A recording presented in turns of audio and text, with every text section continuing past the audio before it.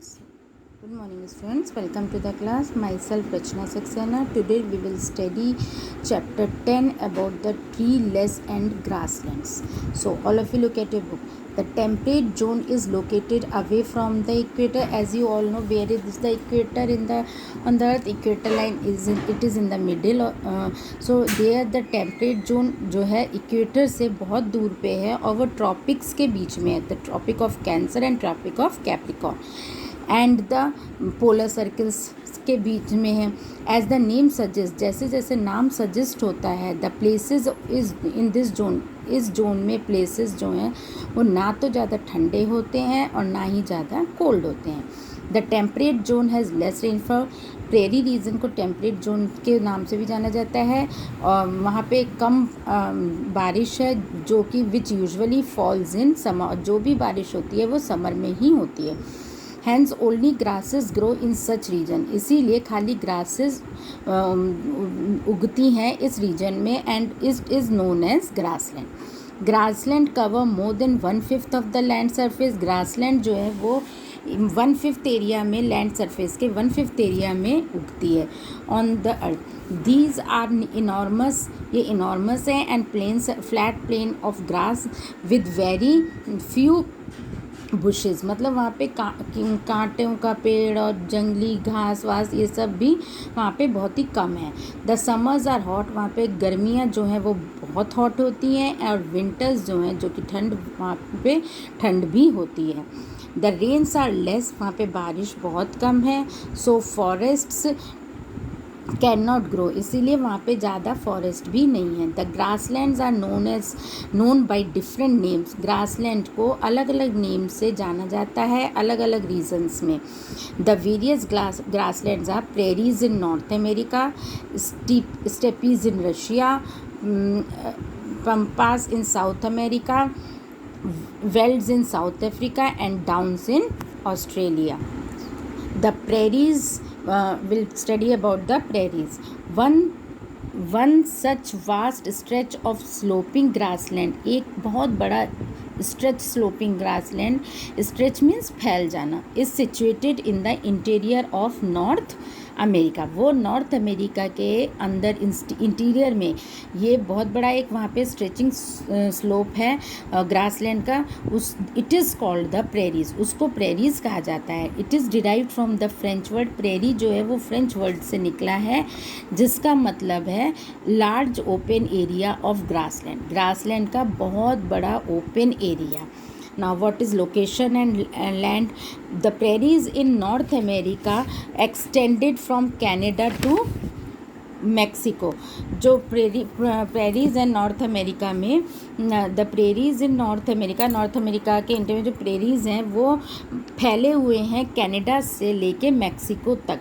और ये it is located in the northern hemisphere. ये नॉर्दर्न हेमिस्फीयर में लोकेट है, रफली बिटवीन द इक्वेटर. आप ज़्यादातर इक्वेटर और नॉर्थ पोल के बीच में है. द टू बिग, वहाँ पे दो बड़ी रिवर्स बहती हैं. एक हो गई Mississippi and the Missouri, passes through this region. ये दो रिवर्स, मेन रिवर्स पास होती हैं इस प्रेरी रीजन से. Now student, there is fill up, 2 fill-ups are there in one box. You have to fill it. I am saying just fill it up. Prairie means a large open area grasslands. Second, Mississippi and Missouri are the 2 rivers which pass through this region. Now, climate and agriculture. In the prairies, द climate is extreme, climate बहुत extreme है. The winters are cold, winters cold होते हैं, summers hot होती हैं. Rainfall is less, moderate है, मतलब बहुत ही कम होती है, समर्स में ही होती हैं. And occurs mostly in summer season. This climate is not suitable for trees to grow. और ये क्लाइमेट सुइटेबल नहीं है ट्रीज़ को वहाँ पे लगाने के लिए जिससे कि ट्रीज़ बढ़ें.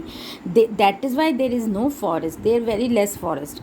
Trees are rare in prairies. वहाँ पे पेड़ जो हैं बहुत ही कम पाए जाते हैं देखने को, एक्सेप्ट अलोंग द रिवर. खाली रिवर के पास ही देख सकेंगे. बट ग्रासेस ग्रो क्विकली, लेकिन बारिश में घास बहुत जल्दी उगती है as you all know. And a very tall, और बहुत बड़ी बड़ी हो जाती हैं.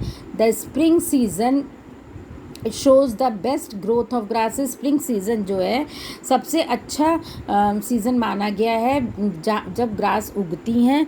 Sometimes hot winds called Chinook, गर्म हवा को चिनूक कहा जाता है, विच ब्लो इन स्प्रिंग, जो कि स्प्रिंग सीज़न में चलती है हवा, over the prairies, help to melt the snow, और वो मदद करती है बर्फ़ को पिघलने के लिए, एंड मेक ग्रेजिंग पॉसिबल, और वहाँ ग्रेजिंग फिर पॉसिबल हो जाता है।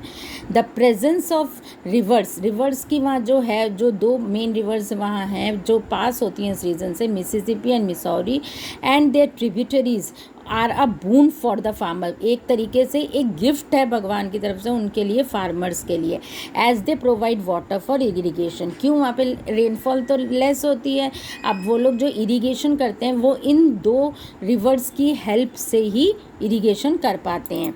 This region is perfect for growing wheat. इस रीजन में सबसे अच्छा उग सकता है वीट, एंड इज़ देयरफॉर, और इसीलिए इसको कहा जाता है wheat basket of the world. वहाँ पे सबसे ज़्यादा वीट ग्रो होती है, इसीलिए उसको वीट बास्केट कहा जाता है दुनिया का, of the world. These favourable conditions, और ये favourable conditions make the United states of America, ये यूनाइटेड स्टेट्स ऑफ अमेरिका को एक लार्जेस्ट प्रोड्यूसर में ले लेते हैं of wheat in the world.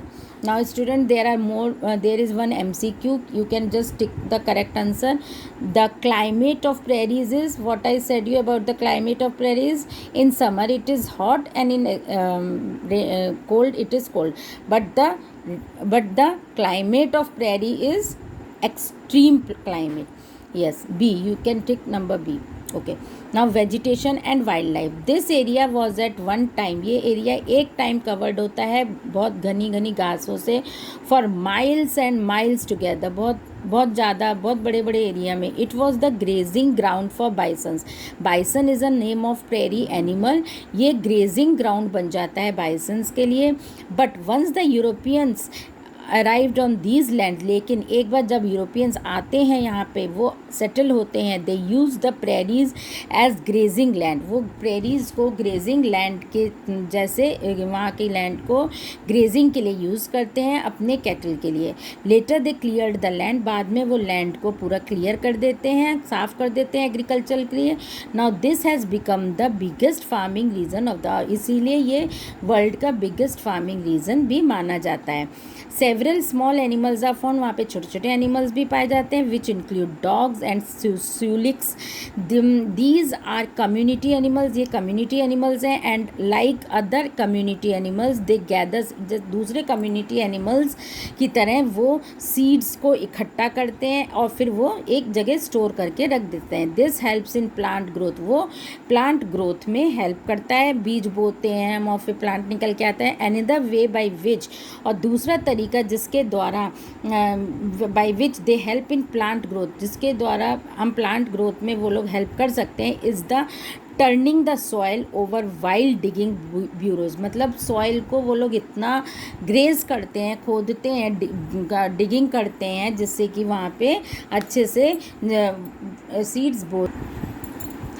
Birds found here are hawks, वहाँ पे बर्ड्स जो हैं वो हॉक्स, आउल्स एंड ईगल्स पाई जाती हैं। Reptiles that feed on birds egg, reptile जो है वो बर्ड्स की के एग पे अपने आप को फीड करते हैं। ऑल्सो लिव हियर, और वो वहाँ रहते भी हैं। अपार्ट फ्रॉम दीज एनिमल्स, और इस एनिमल्स के अलावा insect such as lubber, grasshopper, tiger, beetle, harvester and the tumble bug, these are the name of the insects, are found in abundance, ये ज़्यादा पाए जाते हैं। Life of the farmers and occupation, farmers in the prairies में farmers जो हैं stretch over thousands of acres, वो कई मतलब बहुत दूर दूर तक अपनी फार्मिंग करते हैं, एरिया को बहुत ज़्यादा कवर करते हैं। ऑन एवरी फार्म, हर फार्म पे there are small home streets, वहाँ पे छोटे छोटे होम स्ट्रीट्स हैं, in which the farmers family live, जिसमें फार्मर की फैमिली रहती है वर्कर्स के साथ, called cowboys. Small sheds are built for to keep cattle, एक छाँव बना दिया जाता है कैटल्स को रखने के लिए एंड फार्म मशीनरी को रखने के लिए. दे यूज़ साइंटिफिक टेक्नोलॉजीज़, ये साइंटिफिक टेक्नोलॉजीज़ यूज़ करते हैं. Ploughing and sowing, harvesting, threshing and winnowing are done with the help of machine. These are the name of techniques जो कि मशीन के द्वारा करी जाती है. The storing of food grains in silos, जो स्टोरिंग है फूड ग्रेन्स का सिलॉज में, is done through machines. Huge harvesters are use to complete the work of hundreds of workers in a few hours. Animal rearing is another important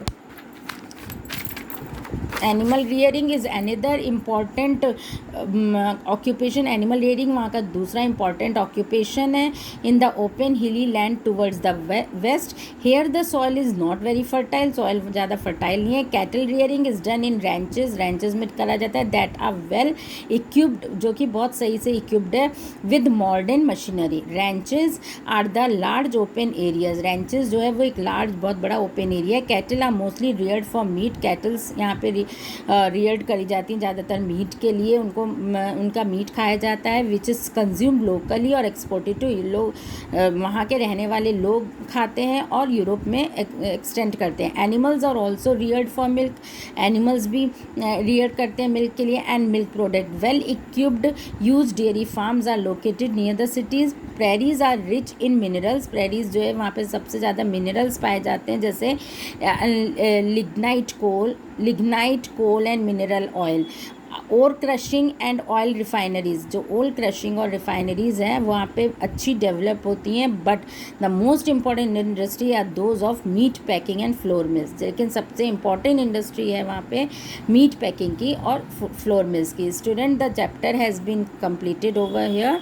Now these are the MCQs you have to do in book itself, and this is a test, a matchup you have to write in your copy, and the fill-ups which I have given between the chapter the fill-ups are there, you have to write in your book itself. So in next class I will be giving you the exercise. Till then, thank you.